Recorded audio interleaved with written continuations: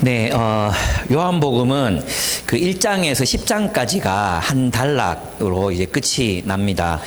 그래서 어떻게 알 수 있냐 하면, 그 요한복음 1장이 이제 그 침례 요한의 이야기, 초반부에 침례 요한의 이야기로 시작했잖아요. 그 10장 마지막 부분이 다시 침례 요한의 침례 주던 곳으로 가서 예수님의 사역이 끝이 나요. 그래서 이제 고대 사람들이 책을 쓸 때 같은 사건을 이제 시작과 끝에 이렇게 배치해서 한 단락을 표시해요. 그래서 이제 11장에 보면 한 병자가 있었는데 이렇게 이제 새로운 이야기가 시작되는 거예요. 물론 앞에 있는 내용과 전혀 연결이 안 되는 건 아니에요. 그게 있어야 그 다음 구절로 연결이 될 수 있거든요. 그렇지만 한 단락이 끝나. 그러면 1장에서 10장까지는 예수님께서 이제 요한이 어떤 걸 보여줬겠습니까? 예수님은 하나님의 아들이시다. 그죠? 메시아이시다. 예수님이 누구신가 하는 질문에 대해서 1장에서 10장까지가 집중되게 이야기가 됐었다면, 이제 11장부터 13장까지의 내용은 제자도에 관한 이야기입니다. 예수님을 따른다는 것이 무슨 뜻인가? 이런 내용이 이제 나오고요. 그 다음에 14장부터 17장까지는 예수님이 세우시는 공동체의 모습이 어떠해야 하는가, 이런 내용이 14장에서 17장까지 나와요. 그리고 18장부터 21장까지는 예수님의 십자가와 부활의 의미에 관해서 이제 요한이 설명합니다. 그래서 1장에서 10장이 이제 전도용으로 이제 기록이 됐다면, 이제 11장부터 뒷부분의 내용들은 제자 훈련용이라고 이제 생각하시면 될 것 같아요. 그렇습니다. 그래서 오늘은 이제 오늘부터 3주간 동안은 나사로가 다시 살아난 그 회생한, 부활은 아니죠, 그죠? 부활과 회생은 다르거든요. 예수님의 부활은 영원히 이어지는 생명이지만 나사로는 또 언젠가 죽거든요. 그래서 회생이라고 할 수 있는데, 이 나사로 사건을 통해서 예수님을 따른다는 것이 어떤 의미인지, 제자도가 무엇인지, 이런 것들을 한번 살펴보도록 하겠습니다. 그래서 이제 오늘 본문은 세 부분 정도로 나눌 수 있는데, 1절에서 4절까지 하나님의 영광을 드러낼 병이라는 주제로 이제 묶여져 있고, 5절에서 10절 다시 유대 지방으로 가자는 예수님의 말씀이 나오고, 마지막으로는 나사로를 살리러 가시는 예수님의 모습이 11절에서 16절까지 이렇게 기록되고 있습니다. 그래서 1절에서 4절부터 한번 살펴보겠습니다. 그 마리아와 마르다가 사는 마을이 베다니였습니다. 베다니에 그들 이제 아마 마르다의 동생이고 마리아의 오빠였던 것 같아요. 이제 왜냐하면 이 가정을 마르다가 계속 앞에 나오거든요. 마르다의 집, 뭐 마르다의 누, 이렇게 나오기 때문에 아마 마르다가 제일 좀 나이가 많았고, 그 다음에 마리아가 막내고 중간에 있었지 않았을까, 나사로 있지 않았을까, 이렇게 생각은 되는데 정확하게는 잘 모르겠어요. 그래서 이제 오라버니 혹은 이제 동생이 나사로가 병이 들었습니다. 이 가족은 초대교회 성도들에게 어떻게 알려져 있었냐 하면, 마리아가 주님께 향유를 붓고 눈물로 예수님의 발을 씻고 그 머리털로 그 발을 닦았다는 그 일화로 초대교회 아주 유명한 그런 가족이었습니다.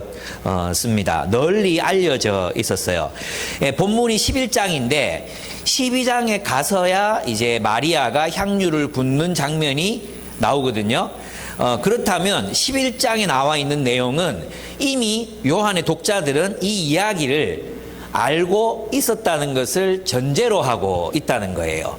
제 말이 이해되죠? 그러니까 요한복음이 기록되기 전에, 요한복음이 문서로 기록되기 이전 훨씬 전부터 예수님과 이제 마리아와 나사로의 이 이야기가 구전되고 있었기 때문에 요한이 이 복음서를 쓸 때 너희가 아는 그 마리아가 그 마리아야, 이렇게 이제 마리아가 그 마리아야, 이 얘기를 할 때 그 마리아가 그 마리아구나, 이렇게 이해할 수 있었다는 거예요. 그러니까 이 사건은 요한복음 이후에 알려진 사건이 아니라 요한복음이 기록되기 이전부터 널리 알려져 있는 사건이었어. 그러니까 이 요한복음을 읽고 나서 사람들은 베다니에 가서 정말 나사로가 살았는지 마리아가 향유를 부었는지 이런 것들을 물어볼 수 있었단 말이에요. 왜냐하면 이 요한복음의 독자들이 이 이야기를 알고 있다고 전제하고 쓰고 있잖아요. 요한복음이 쓰여질 때만 해도 그래서 요한복음의 기록 연대가 먼 후대로 갈 수 없는 이유가 바로 이런 기록들 때문인 것입니다. 네, 이게 이제 언어학을 해보면 이제 이런 이제 이미 알고 있다는 전제로 쓰고 있는 그 작지만 아주 작은 단서들, 중요한 단서들이 있거든요. 그 단서들을 우리 여기에서 이제 좀 발견해 볼 수 있습니다. 마리아와 마르다는 사람을 보내서 이제 예수님께 부탁합니다. 주님 보십시오. 주님께서 사랑하시는 사람이 앓고 있습니다. 이렇게 말합니다. 아마도 이제 이 나사로는 이날 사람을 보낸 날 죽은 것 같아요. 왜냐하면 하루길이거든요. 하루 이제 하루 가는 거예요. 가서 이틀을 더 예수님이 그 얘기를 듣고 이틀 더 머무시거든요. 그리고 다음 날 갔잖아요. 그러니까 나흘이 흘렀단 말이에요. 나흘. 그러니까 아마도 이제 좀 고쳐주세요. 이렇게 이제 전가를 보낸 그 날, 사람이 간 날, 그날 아마 나사로가 죽었을 가능성이 굉장히 높습니다. 그러니까 무슨 뜻입니까? 마리아와 마르다가 소원했던 일은 일어나지 않았습니다. 마리아와 마르다도 왕의 신하의 아들을 예수님께서 가보지도 않고 그냥 가라, 네 아들이 살았다. 이 말 한마디로 병을 고치는 것을 알고 있었거든요. 그 예수님의 능력이 그렇다는 걸 알고 있었어요. 그러니까 살아있을 때 병을 고치는 능력, 여기까지는 모든 그 당시 사람들이 알고 있었던 거죠. 그래서 전가를 보내는데 죽어버린 거예요. 그러니까 마리아와 마르다가 원했던 방식으로 나사로가 살아난 것이 아니었습니다. 때때로 우리의 기도도 그렇습니다. 우리가 하나님께 기도를 드리잖아요. 근데 하나님이 우리가 원하는 때, 우리가 원하는 방식으로 하나님이 탁 기도를 응답해 주면 얼마나 좋겠습니까? 근데 하나님께서는 그렇게 응답하시지 않고 하나님의 계획에 따라 우리에게 그 기도를 응답해 주십니다. 하나님은 반드시 응답하십니다. 그런데 그 응답이 우리가 원하는 때에 우리가 원하는 방식으로 일어나는 것은 아니라는 것입니다. 그렇습니다. 주님은 우리가 부르시질 때 우리 기도에 응답하시는 분입니다. 다만 우리는 그의 방법과 그의 때가 우리가 생각하고 믿는 것과는 다르다는 것을 인정해야 합니다. 하나님의 길이 우리의 길보다 높고 하나님의 지혜가 우리가 생각하는 우리의 최선보다 더 우리의 최선을 잘 아시는 분이 바로 예수 그리스도, 그분이라는 사실을 신뢰할 수 있어야 된다는 것입니다. 그래서 우리는 우리가 원하는 대로 길이 열리지 않더라도, 우리가 원하는 때 문이 열리지 않더라도, 또 우리가 원하는 것을 얻지 못하더라도 주님을 신뢰함으로 지금 내게 허락하신 주님의 응답, 지금의 현재의 상황이 하나님께 드린 기도의 응답이라는 사실, 그리고 그것이 나에게 최선이라는 사실을 받아들이는 것이 중요하다는 것입니다. 저는 고등학교 때는 공군사관학교를 가고 싶어서 기도했습니다. 근데 저는 여러분이 알다시피 일반 대학교를 갔습니다. 대학교를 다닐 때는 과학자가 되고 싶었습니다. 그래서 기도했습니다. 그런데 주님께서는 전혀 다른 캠퍼스 간사가 되고 또 내가 정말 되기 싫어했던 목사가 되게 하셨습니다. 저는 고등학교 때 알던 자매와 연애를 하고 싶었습니다. 그런데 주님은 더 예쁘고 사랑스러운 자매를 아내로 주셨습니다. 이것은 아내가 앉아 있었기 때문에 제가 넣은 구절입니다. 주님은 저에게 최선이 무엇인지를 아시고 응답해 주셨습니다. 만약 제가 공군에 가서 파일럿이 됐다면 저는 아마 우울증이 걸렸을 것 같습니다. 저는 5분 대기조, 15분 대기조 이런 걸 정말 제가 해군에 가보니까 미치겠더라고요. 못하겠어요. 그래서 이 조직사에 딱 매여가지고 하는 거 정말 못하겠더라고요. 그리고 과학자가 되는 것보다 캠퍼스에서 젊은이들을 만나고 또 여러분들을 만나고 참 이 인생이 너무 풍성하고 즐겁고 행복했어요. 지금도 마찬가지예요. 지금 또다시 어떤 결단을 하라면 전 똑같이 저는 젊은이들을 섬기는 일, 그 일들을 또 선택할 것 같아요. 그러니까 내가 원했던 것, 그것이 이루어지는 것보다 하나님이 원하시는 일이 내게 이루어질 때 그것이 나의 최선이라는 것입니다. 그래서 여러분, 지금 우리 어떤 문제를 가지고 막 주님께 기도드리잖아요. 근데 하나님 응답하지 않으시는 것 같잖아요. 근데 사실 알고 보면 그게 주님의 응답일 수 있습니다. 그럼 그 응답이 어떤 방식으로 일어나는가? 그게 이제 그 다음 구절에 나옵니다. 3절에, 이제 4절에 보시면 예수께서는 나사로가 앓고 있는 병이 죽을 병이 아니라 오히려 하나님의 영광을 드러낼 병이라고 말씀하십니다. 하나님의 영광을 드러낼 병이라고 말씀하십니다. 즉, 우리가 기도하는 상황, 그리고 그 기도의 응답은 어떤 방식으로 이루어진다는 것입니까? 하나님의 영광을 드러낼 목적으로 기도가 응답된다는 것입니다. 그것은 우리의 행위를 요구합니다. 하나님의 영광을 드러낼 행위, 그 행위로 주님께서 우리들에게 응답하신다는 것입니다. 무슨 뜻인지 잘 모르시겠죠? 예수님 생각해보면 됩니다. 예수님, 하나님이 예수 그리스도를 세상에 보내신 이유는 하나님의 영광을 드러내기 위함이었죠. 여러분, 여기서 이제 예수님께서 이 나사로를 통해서 하나님의 영광을 드러낸다는 게 무슨 뜻이냐 하면, 이거 굉장히 중요한 건데, 하나님의 영광을 드러내는 게 하나님의 능력을 과시하는 게 아닙니다. 그게 아니라 하나님의 영광이 드러난다는 것은 빛이 빛을 비추듯이 하나님의 성품, 하나님의 그 선하신 성품, 그리고 하나님의 그 전능하신 권능, 그 권능이 나타나는 하나님의 행위를 말하는 것입니다. 그래서 성경에서는 하나님의 영광이 나타났다 이렇게 말했을 때는 이집트에서 노예살이하던 이스라엘을 출애굽시켰을 때 하나님의 영광, 그 행위 자체가 하나님의 영광인 것입니다. 죽은 나사로를 살리는 이 행위 그 자체가 하나님의 영광이 나타나는, 하나님의 성품과 능력이 빛을 발하는 그런 순간이라는 것입니다. 이해가 되십니까? 1등하고 하나님께 영광을 돌립니다. 이런 영광 주님이 별로 그렇게 기뻐하시지 않습니다. 주님이 원하시는 것은 무엇이냐 하면 우리의 삶과 우리의 기도를 통해서 우리의 삶이, 우리의 행위 속에서 하나님의 성품과 하나님의 그 영광스러운 인격과 그분의 전능하신 빛이, 그분의 전능하심이 우리를 통해서 나타나기를 원하신다는 거예요. 그러니까 있잖아요. 고난 그 자체, 그 장애물을 피하게 해주고, 문을 열게 해주고, 또 무슨 병이 낫게 해주고, 이런 것이 주님의 목적이 아니라는 것입니다. 그 안에서, 그 고난 가운데에서 하나님의 뜻을 쫓아 성실하게 주님의 뜻을 따라 살아갈 때 무엇이 나타납니까? 나를 통해 하나님의 영광이 나타나요. 이게 다윗을 보면 아는 거예요. 다윗을 보면요, 다윗의 시편을 보십시오. 저 악인들에게서 나를 구원해 주십시오. 나를 살려 주십시오. 저 짐승들의 발톱에서 나를 구원하십시오. 내가 살게 해 주십시오. 저 원수를 좀 죽여 주십시오. 얼마나 많이 얘기합니까? 그죠? 하나님 안 죽여. 하나님 사울 안 치워줘.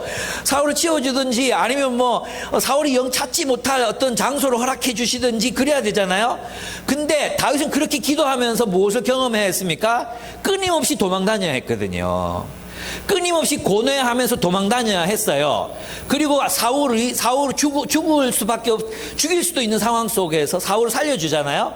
그리고 다윗을 통해 뭐가 나타났습니까?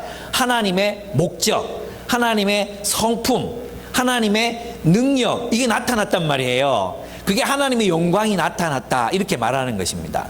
이해가 되십니까? 영광이라는 말 자체가 어떤 한 존재가 가지고 있는 광휘, 한 존재가 가지고 있는 그 영롱한 빛이 다 드러나는 걸 말하는 거거든요. 그럼 하나님의 영광이 언제 나타나요? 하나님이 행위하실 때, 하나님이 사랑의 행위, 하나님의 영광이 나타나는 장소, 가장 극치, 그게 뭐겠습니까?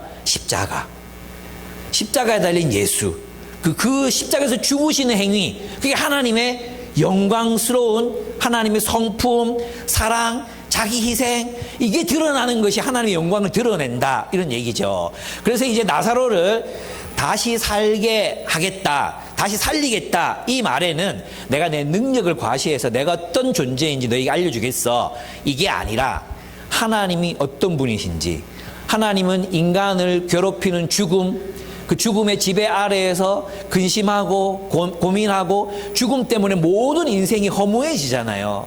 여러분 했던 모든 일들이, 해 아래 모든 일들이 헛된 것이 되어버리잖아요. 그죠? 죽음이라는 게 있기 때문에 우리 모든 인생이 다 허무해지는데, 그 허무한 인생 가운데에서 주님께서 그 죽음을 이기시고 내가 생명을 가져오는 존재라는 것을 보여주겠다. 하나님은 그런 존재다.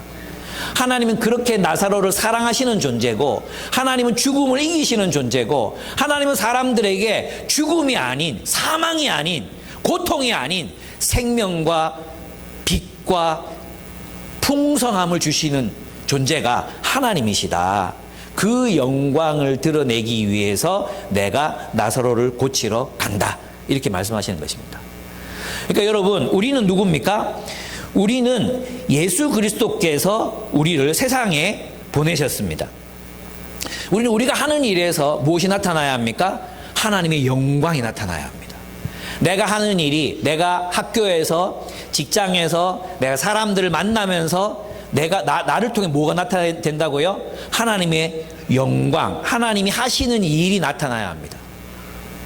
하나님이 하시는 일. 여러분이 직장에서 여러분이 맡고 있는 부서가, 여러분의 팀이 여러분을 통해서 하나님의 영광, 하나님이 사랑이 많으시고 자비하시고 선하시고 정의로우시다는 그 사실, 그 하나님의 영광이 드러나도록 하나님이 우리를 그 자리에 부르셨다는 것입니다. 우리가 하나님께 드리는 기도는 그렇게 응답되는 것입니다. 우리는 하나님 피할 길을 주십시오. 살려주십시오. 하나님 뭐가 합격되게 해주십시오. 저 여자가 내 아내가 되게 해주십시오. 저 직장에 취직하게 해주십시오. 우리는 그렇게 기도하지만 이상하게 하나님은 그런 기도를 들어주시지 않습니다. 그리고 우리에게 있는 그 자리에서 하나님의 뜻을 따라 살게 하십니다. 그게 그렇게 살게 하시는 능력, 그게 뭐예요? 하나님의 영광이 나타나는 거예요. 이해되십니까? 여러분, 그래서 우리는 세상 속에서 하나님의 형상을 드러내기 위해서 부르심 받은 거예요. 여러분이 하는 일, 여러분의 가정생활, 여러분의 직장생활, 그곳에서 여러분은 하나님을 대리한 대리자로서 사는 거예요. 하나님의 영광을 드러내기 위해서. 꼭 있잖아요. 1등에서 하나님께 영광을 돌립니다. 대상 받고 하나님께 영광을 돌립니다. 뭐 이런 얘기 안 해도 돼. 그런 얘기 안 해도 돼. 여러분, 그 별로 중요한 것도 아니야.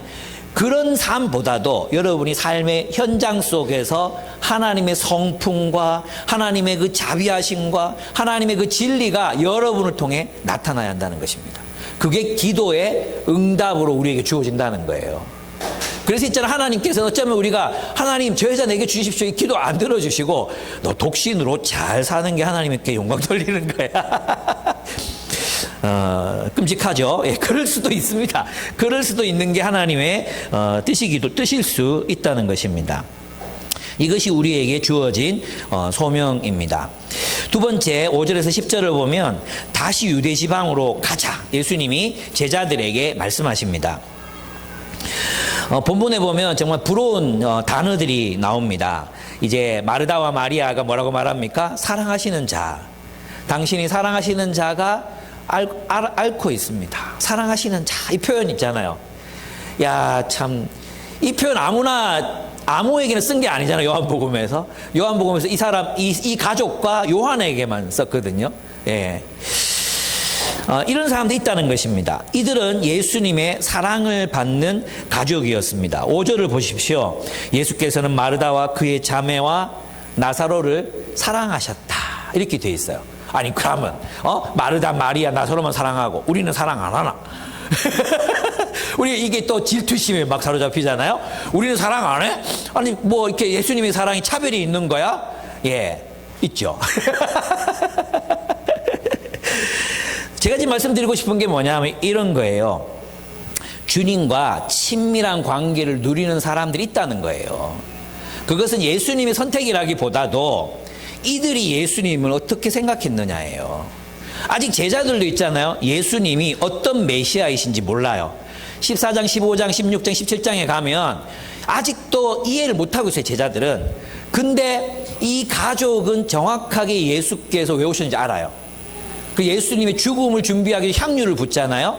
그런 행위들. 마르다의 고백에서 마지막 날에 당신께서 우리를 다시 살리실 줄 믿습니다. 당신은 하나님의 아들이요 그리스도이십니다. 이런 확실한 신앙 고백을 하잖아요. 이런 것들을 보면 이 가족이 예수를 정말 알기 위해서 애쓴 거죠. 예수님이 쉬고 싶으실 때 어디를 찾았는지 아십니까? 이 집에 갔어요. 예수님이 쉬고 싶으실 때 이 집에 갔어요. 그러면 마르다는 자기가 있는 힘껏 요리해서 예수님을 대접했고, 마리아는 그 앞에 무릎을 탁 꿇고 앉아가지고 예수의 말씀을 들었어요. 얼마나 사랑스럽겠습니까? 예수님이 뭔 말만 하면 돌 들어 치려고 하고 반대하고 그런 사람들은 내 대하다가 말씀하시는 눈을 초롱초롱 뜨고 더 해주세요 예수님 이런 눈으로 막 토끼처럼 앉아있는 그 마리아가 얼마나 사랑스럽겠습니까? 그리고 이 본문에서 나사로를 뭐라고 얘기합니까? 우리 친구 나사로라고 얘기하거든요. 우리 친구 나사로. 이 말은 뭐냐 하면 나사로가 우리와 똑같은 하나님 나라의 동력자다 이 말이에요. 그러니까 여러분 있잖아요. 우리가 예수님 우리 다 사랑합니다. 그러나 모든 사람이 하나님과 친밀한 관계를 누리는 건 아닙니다. 모든 사람이 예수 그리스도 친밀한 관계를 누리는 건 아니에요. 그건 누가 하는 거예요? 우리가 하는 거예요. 우리는 예수님의 사랑받고 싶어 합니다. 그래서 예수님을 만나지 않습니다. 우리는 예수께서 우리의 길이 되어주시고 빛이 되어주기를 원합니다. 그런데 우리는 예수님께 귀를 기울이지 않습니다. 너무 바쁩니다. 묵상하지 않습니다. 우리는 사랑이 부족해서 외로움에 굶주리면서도 예수를 만나지 않습니다. 그러면 친밀한 관계를 주님과 누릴 수 있겠습니까? 누릴 수 없습니다. 우리는 있잖아요. 우리 입장에서 아무것도 안 하고 있으면서 예수님이 그저 우리를 사랑해 주시기를 바라요. 그래서 사랑하세요. 우리를 사랑하신다니까요. 사랑하시지만 하나님과의 그 친밀한 관계를 누리는 사람들은 또 따로 있다는 거예요.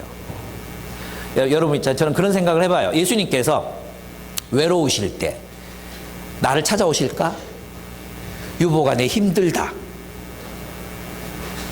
라면 하나 끓여도 이러고 주님이 나를 찾아오실까? 주님이 정말 쉬고 싶을 때 유보가 너희 집에 가서 좀 쉬면 안 될까? 그럴 수 있는 가정, 그럴 수 있는 존재, 그럴 수 있을 만큼 주님과 나는 가까운가? 자신이 없죠. 여전히 저도 여러분과 마찬가지로 주님의 사랑은 받고 싶지만 주님과 함께하는 시간. 여러분 요한계시록에 보면 네가 나를 영접하면 그랬잖아요. 그 영접하면 그랬을 때 우리 마음의 문, 그 문을 열면 우리 안에서만 열리는 문이거든요. 그죠? 문을 열면 내가 들어가 그로 더불어 먹고 마시겠다고 말씀하셨어요. 그 요한계시록에서 크리스찬들에게 하신 말씀이에요. 예수님 영접하라고 불신자들에게 말씀하신 게 아니라 크리스찬들에게. 즉 여전히 예수님을 문 밖에 세워놓고 있는 우리의 모습들이 있다는 것입니다. 우리가 문을 열지 않는 거죠. 우리가 마음의 문을 열지 않고 주님을 받아들이지 않고 주님과 친밀한 관계를 누리지 않아요. 나누지 않아요. 문을 꼭꼭 잠궈놓고는 예수님 나에 관심이 없으셔. 예수님은 나사로하고 마리아와 마르다만 사랑하시지. 이러고 있단 말이에요. 와 외로워 죽겠다. 이러고 있단 말이에요. 문을 여십시오. 그래서 우리의 BSM 성경을 연구하고 묵상하는 거 스터디에 끝나면 안 돼요. 스터디에서 끝나면 안 되고 묵상으로 나아가야 돼요. 묵상으로 나아가서 하나님을 상상하고 관상하고 하나님을 만나고 하나님으로부터 충만해지고 그 단계 기도까지. 그게 기도잖아요. 기도. 주님과 교제하는 거기까지 우리가 나아가야 우리가 그분의 생명으로 살아갈 수 있습니다. 주님과의 친밀한 관계를 누릴 수 있습니다. 여러분 얼마나 주님과 친하십니까? 주님은 여러분을 위해 죽으신 거 맞습니다. 그만큼 여러분 사랑하십니다. 그러나 우리가 주님과 친밀한 관계를 누린다는 것은 우리 편에 있는 책임이라는 것입니다.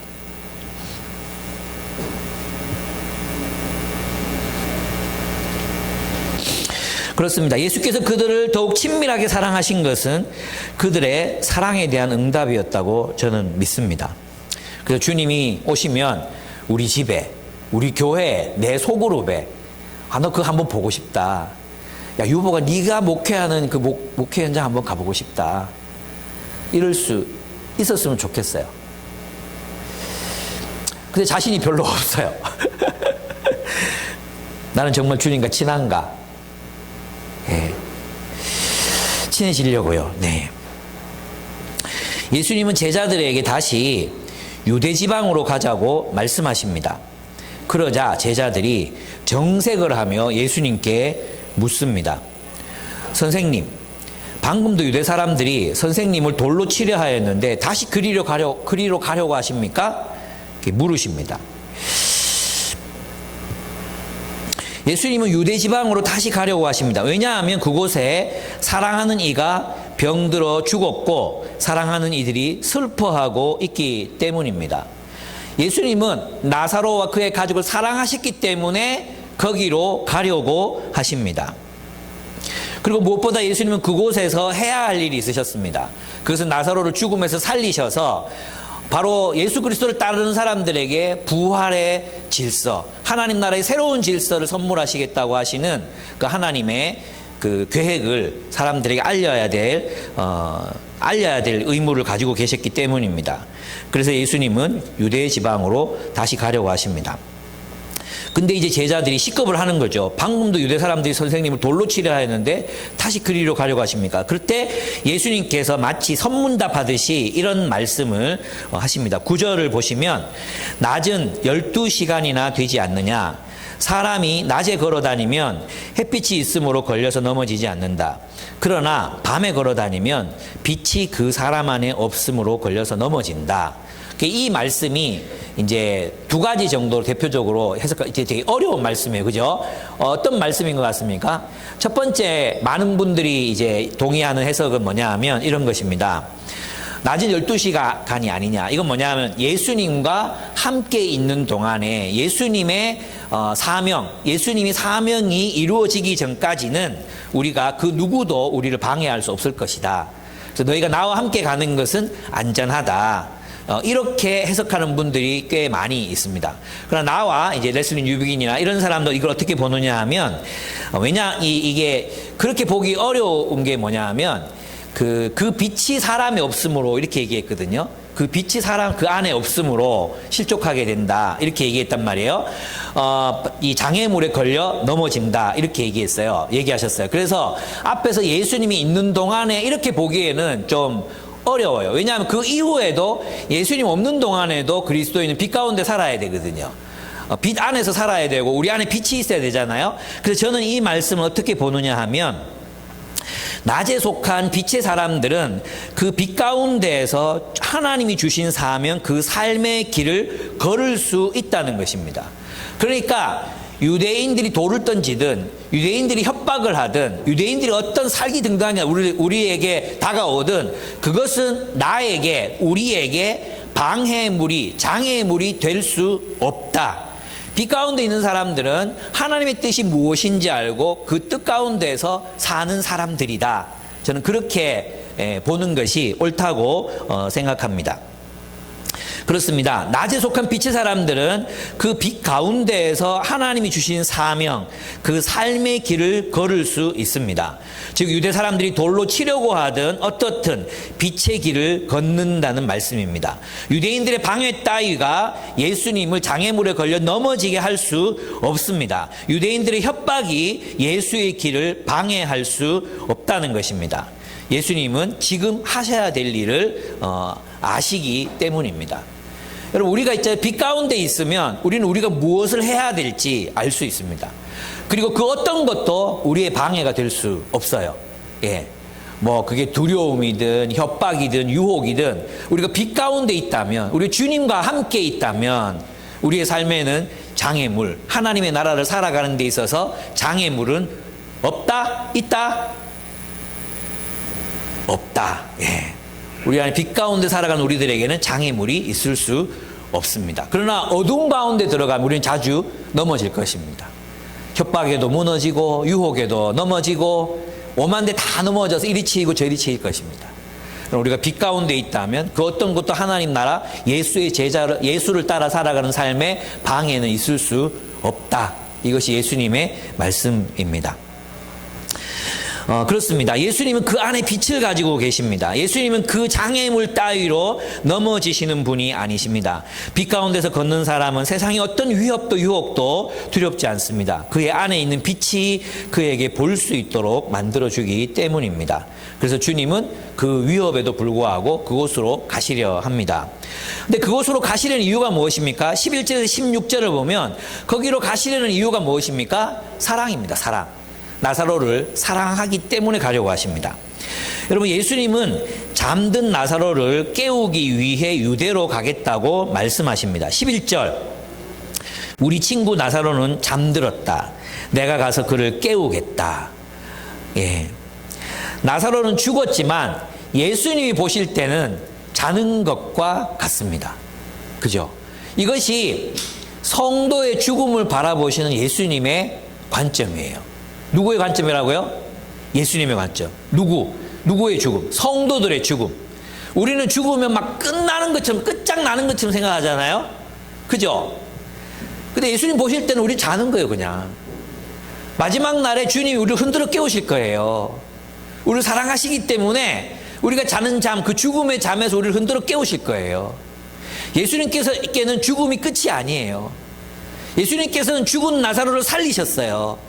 그래서 역사적인 팩트예요. 그렇다면 주님께서 우리를, 사랑하는 우리를 그 잠에서 깨우실 수 없으시겠습니까? 주님은 우리를 흔들어 깨우실 것입니다. 그리고 부활의 삶, 하나님 나라에서의 그 생명의 삶, 풍성한 삶을 살게 하실 것입니다. 저는 이 말씀이 너무나도 위안이 되었습니다. 주님이 나를 아실까? 근데 주님이 나를 아시고 마치 나사로야 나오너라 부르시듯이 언젠가 나를 유보가 일어나라 말씀하실 때 나는 자다가 깬 것처럼 일어나 주님을 맞이할 것입니다. 우리 모두는 그렇게 될 것입니다. 그래서 여러분, 죽음을 너무 두려워하지 마십시오. 예, 제자들은 예수님의 말씀을 오해합니다. 예수님 말씀을 잘못 알아듣습니다. 예수님이 잠이라고 말씀하신 것을 정말 잠이라고 이제 받아들였어요. 왜냐하면 제자들에게 죽은 사람이 살아나는 것, 아직까지 제자들의 믿음으로는 불가능한 영역에 속하기 때문입니다. 12절에 보시면 제자들이 말하였다. 주님, 그가 잠들었으면 낫게 될 것입니다. 잠들었다고 하니까 기회인 거죠, 기회. 안 가도 되겠다. 예, 잠들었으니까, 예, 병들었는데 이제, 잠들었으니까, 그럼 병든 사람이 잠들었으면 뭐예요? 푹 쉬고 나면 일어날 거잖아요? 잠자고 있으면 낫겠네요. 안도의 한숨. 낫겠네요. 굳이 갈 필요 있습니까? 이게 제자들의 이제 말이었습니다. 경상도 말로 제자들은 디기 가기가 싫었던 겁니다. 예, 그 돌 맞는 걸 생각하면 막 끔찍하지 않습니까? 여러분, 돌 맞아봤습니까? 우리 할머니랑 전라도 지역 어디들 여행하는데 어떤 동네에 들어갔는데 동네 애들이 나와가지고 돌을 막 짱돌 이만한 걸 막 던진 거예요. 제가 초등학교 6학년 때 돌을 막 던진 그 돌을 그 공포감이 장난이 아닙니다. 돌이 막 날아오고 이게 맞으면 죽겠다 싶은 게 정말 이게 또 남자로서 있잖아요. 도망가야 되고 이런 여러 가지 이 상황들이 막 저를 굴욕적으로 느끼게 만들고 있잖아요. 그리고 막 분노하게 만들고 겁나고 막 이런 어떤 그런 상황들이 있었거든요. 제자들도 거기 가기 싫은 거예요. 예. 이해되죠? 근데 주님을 따른다는 건 뭡니까? 주님과 함께 그 위험한 상황 속으로도 들어간다는 거예요. 여러분, 예수님은 사실 있잖아요. 비대면으로 나사로를 고칠 수 있었어요. 비대면. 그죠? 비대면 치료. 원격 치료를 하실 수 있는 분이셨어요. 원격 치료. 그죠? 근데 예수님은, 그냥 나사로야 일어나라 하면 되잖아요. 그리고 받았을 때 일어나라, 일어났을 거고, 여전히 예수님은 예수님이시잖아요. 예수님이 여전히 하나님이시고 생명을 살릴 수 있는 분이잖아요. 근데 굳이 대면하러 가신 게 대면. 만나야 되는 거예요. 만나야. 사랑하는 사람이라면 온라인으로만 만날 수가 없어요. 그죠? 만나야 되는 거예요. 대면. 사람이 있잖아요. 함께 있을 때 육체적 숨결이 느껴지고 그 사람의 온기가 느껴지고 이런 게 있을 때 우리 사랑이 되는 그런 존재. 우리 이제 저희가 한 온라인으로만 뭐 하고 뭐 줌으로 강의 듣고 이랬던 게 한 2, 3년 됐잖아요. 그리고 이제 지난달인가 요셉산지 처음 수련회를 같이 했단 말이야. 2박 3일 동안 하는데 너무 좋은, 정말 이거는 뭐냐면 함께 있다는 거, 이 사람들이 하나님을 느끼면서 찬양하고 있고, 그 성령이 이 공간에서 사람들 사이를 운행하고 계시고, 그 따뜻하고 그 위로되고 그 눈물 나는 어떤 그런 느낌, 이건 줌으로 되는 게 아니에요. 온라인 예배로 되는 게 아니에요. 예, 이건 정말 함께 있는 현존, 대면, 만남, 정말 실제적인 만남을 통해서 이루어지는 거라는 생각을 했어요. 여러분, 우리도 있잖아요. 서로 사랑한다면 만나야 돼요. 만나서 같이 밥 먹고 대화를 나누고, 네,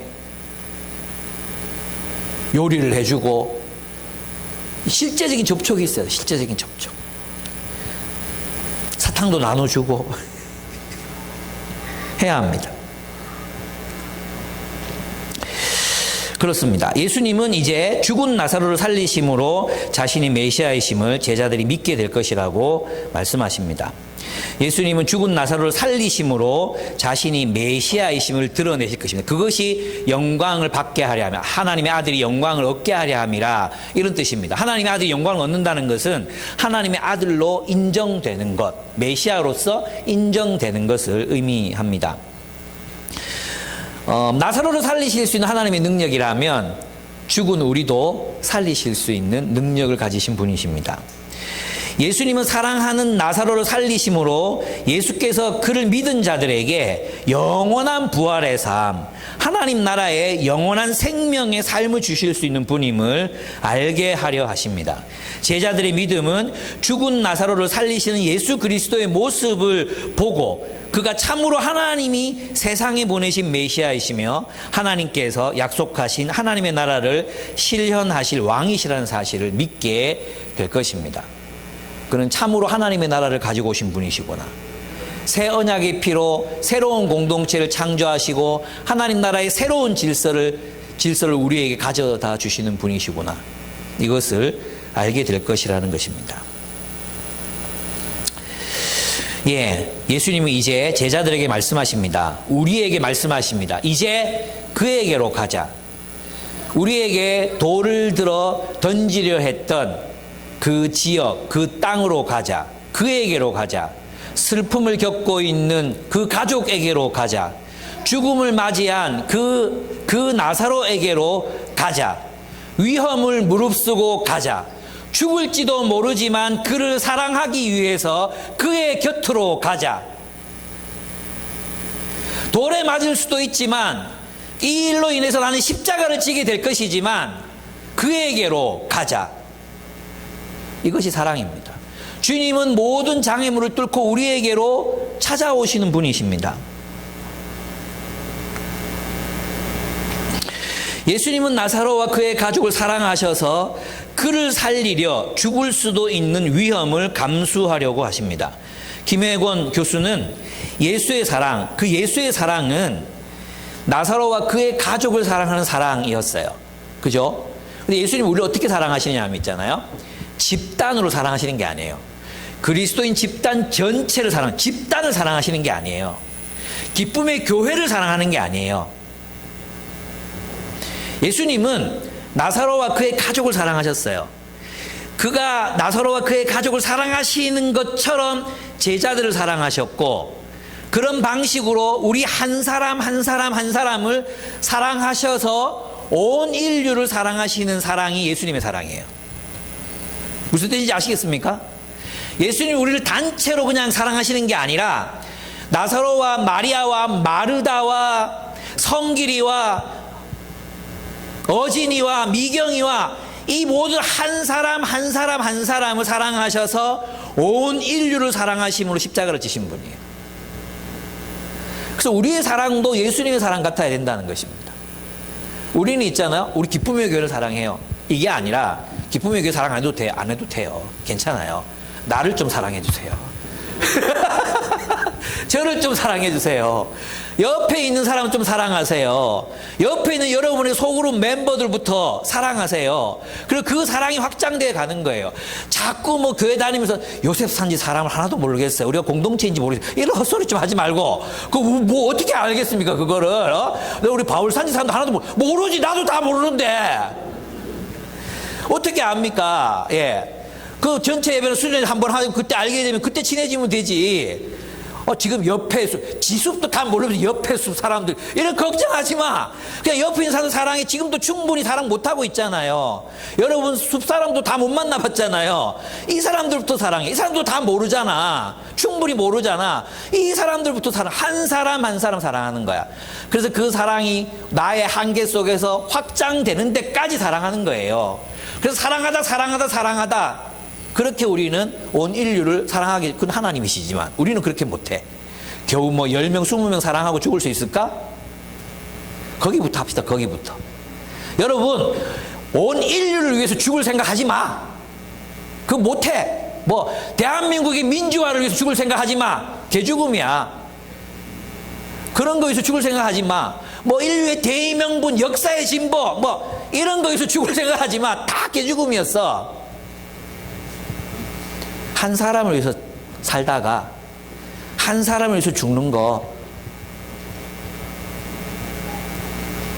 위험을 무릅쓰고. 여러분, 사랑한다는 건 취약해진다는 뜻이에요. 사랑해본 사람 알죠? 여러분, 사랑을 결심하면 어떤 생각이 듭니까? 상처받을 수 있다. 여러분, 사랑을 하는데 상처도 안 받고 사랑할 수 있습니까? 예? 여러분 무슨 로봇입니까? 예? 무슨 로봇입니까?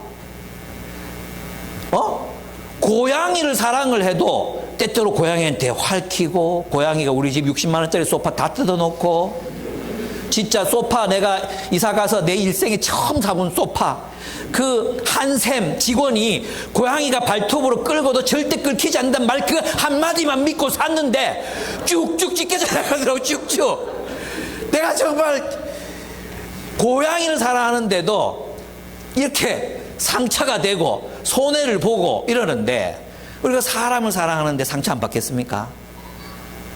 자존심 내려놓고 사랑할 수 있습니까? 자존심 지키면서 사랑할 수 있습니까?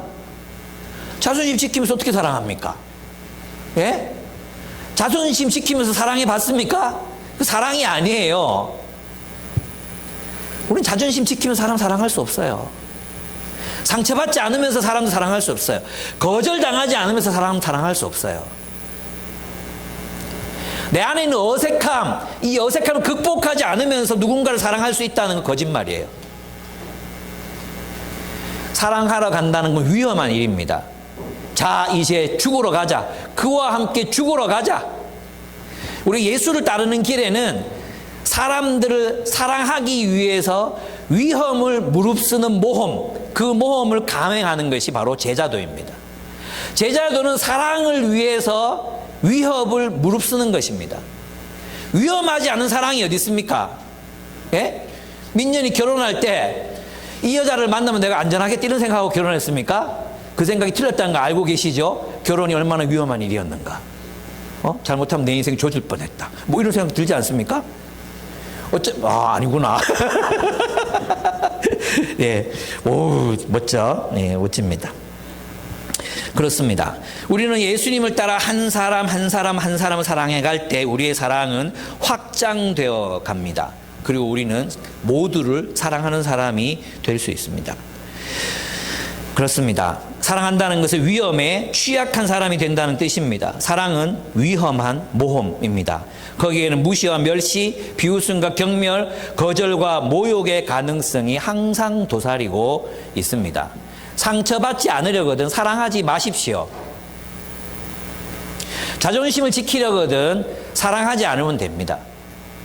모욕당하고 거절당하지 않으려거든 사랑하지 않으면 됩니다. 사랑이 없는 삶은 죽은 삶입니다. 이 말을 들은 디두모 쌍둥이 도마가 말합니다. 우리도 그와 함께 죽으러 가자. 사랑은, 제자도는 예수님을 따라 사랑하기 위해서 위험한 모험을 감행하는 것입니다. 죽으러 가자. 우리는 있잖아요. 예수님께서 우리 기도 막 응답해 주시고 또 막 우리 공동체에 사는 게 너무 막 행복하고 수련회 가서 너무 막 행복하고 뷔페 식당 같은 그리고 뭐 필리핀 선교 여행 이런 데 간다 그러면 가서 너무 막 맛있는 음식 먹고 너무 행복하고 이럴 때는 예수 선하신 하나님에 대한 창조가 너무 이 찬양이 너무 잘 나오죠. 근데 예수님이 돌 맞으러 가자. 죽으러 가자. 사랑하러 가자. 상처받으러 가자. 이렇게 말할 때 안 따라가려 그래. 그건 제자도가 아니에요. 여러분 지금 주님을 신실하게 따르고 계십니까? 제가 이제 아내랑 우리 매주 싸우는데 또 싸웠어요. 또 싸웠어요. 그것도 십자가 설교하고 나서 그 다음날 또 싸웠거든요. 정말 이게 참 힘들어요. 예. 그날 아침에 이제 왜 싸웠냐 하면 그 도티레네가 이제 우리랑 놀고 싶다 해가지고 제가 그 전날 토요일 설교 준비한다고 2시간밖에 못 잤거든요. 그 주일날 이제 3번 설교하고 죽겠는 거예요. 근데 이제 또 현지가 왔기 때문에 말씀 나눔 다 하고 집에 태워주고 집에 태우지 않았구나. 말씀 나눔 다 하고 이제 아침에 이제 좀 잘라고 누웠어요. 그래서 한 8시 반쯤 됐더라고. 일어나야지 하고 있는데 아내가 막 그 아침에 빨래를 막 하는 거예요. 아내는 그날밖에 시간이 없어서 그날 해야 되는 거예요. 빨래를 막 하고 있었어요. 그리고 나한테 청소기를 갖다 주면서 여보 방 좀 밀어 이러는 거예요. 그래 알았어. 그런데 이걸 못 들었나 봐.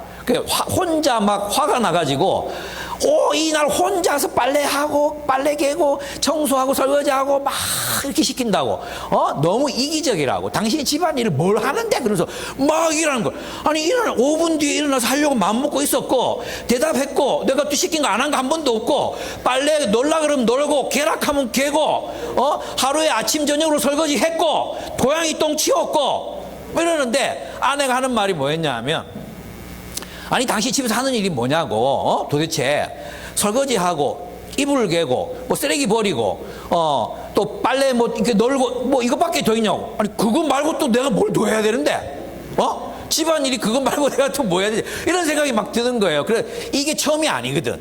2주 전에도 당신이 뭐 집안일 하는 게 뭐 있는데 참 이해가 안 되네. 참 이해가 안 돼. 이런 나를 막 빈정거렸거든. 근데 그때 참았어. 참고 내가 십자가의 마음으로 내가 저 여인의 저 비난을 내가 주님이 이런 마음이셨구나 생각하면서 내가 참았거든. 그날도 일어나서 또 설거지하고 하던 대로 했지. 하던 대로 다 했지.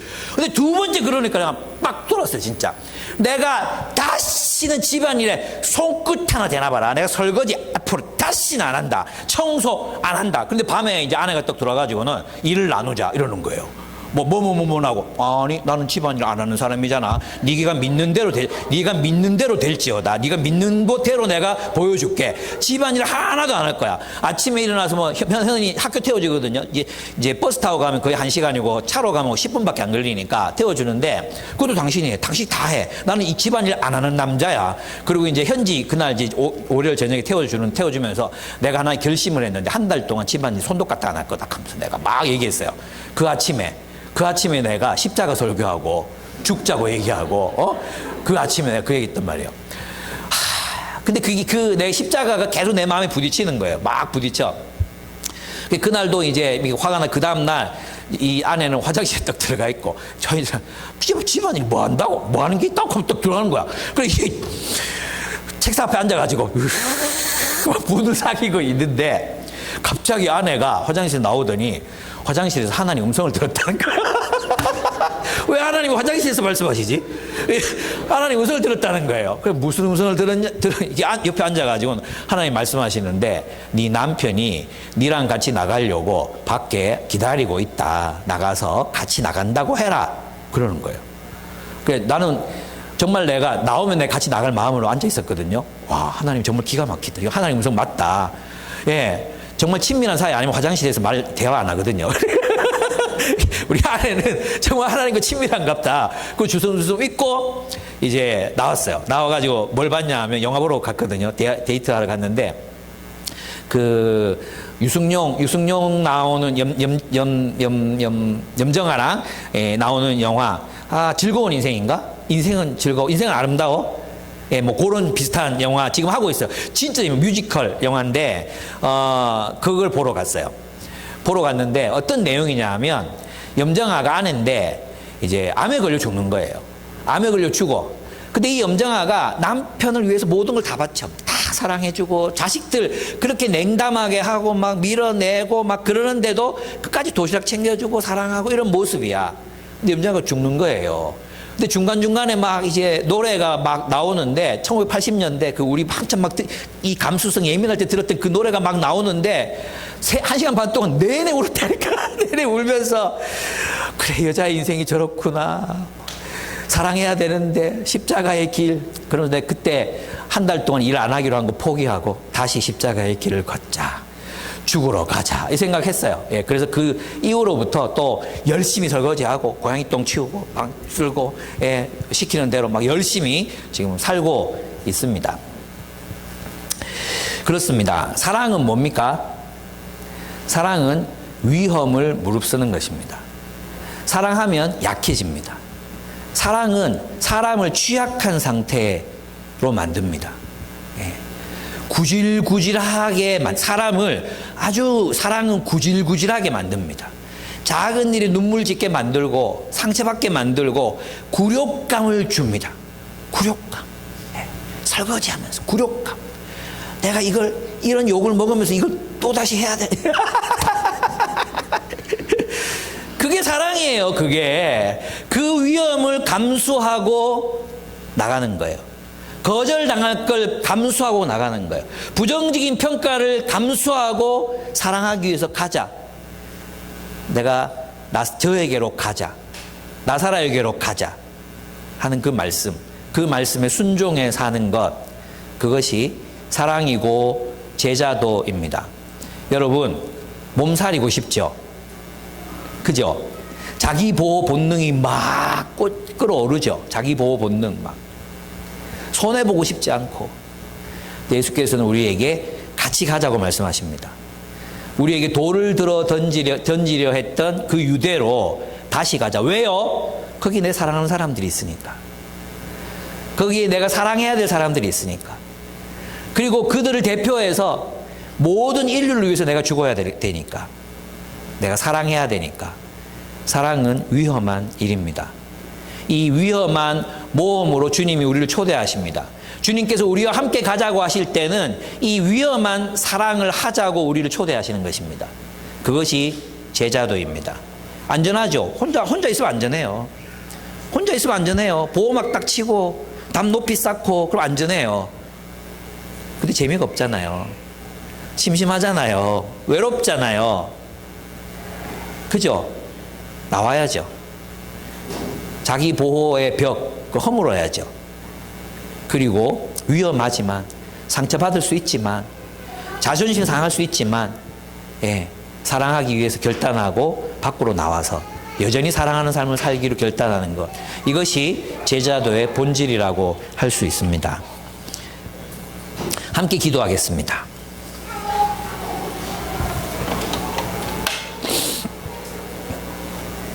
예, 몇 가지 한번 묵상해 봤으면 좋겠어요. 여러분, 영광, 주님의 영광. 여러분, 하나님의 영광을 드러내기 위해서 부르심 받았습니다. 주님은 우리가 하나님의 영광을 드러내도록 우리의 기도에 응답하십니다. 우리가 원하는 방식이 아니라 하나님의 목적이 이루어지는 방식으로 주님 우리의 기도에 응답하십니다. 여러분이 지금 처해 있는 이 상황은 여러분의 기도의 응답입니다. 그리고 여기에서 여러분들은 하나님의 형상, 하나님의 영광, 하나님의 성품과 그분의 능력을 나타내 보이셔야 하는 그런 삶의 자리에 여러분은 서 있습니다. 그리고 주님께서는 모든 장애물에도 불구하고 우리로 하여금 이 자리에서 하나님의 영광, 그 영광을 드러내게 하실 것입니다. 내가 살아가는 삶의 자리에서 하나님의 영광을 드러내는 삶을 살게 해주십시오라고 기도했으면 좋겠습니다. 그리고 사랑을 위한 모험, 위험을 감수하는 사랑, 그 제자의 길을 걸어가겠다고 도마처럼 우리도 그와 함께 죽으러 가자. 그래서 한 사람 한 사람 한 사람 사랑해서 모든 인류까지 사랑하게 되는 그 사랑으로 우리의 사랑이 확장되기를, 그리고 정말 위험을 무릅쓰고 사람들을 사랑하기를, 그렇게 함께 기도했으면 좋겠습니다. 기도하겠습니다.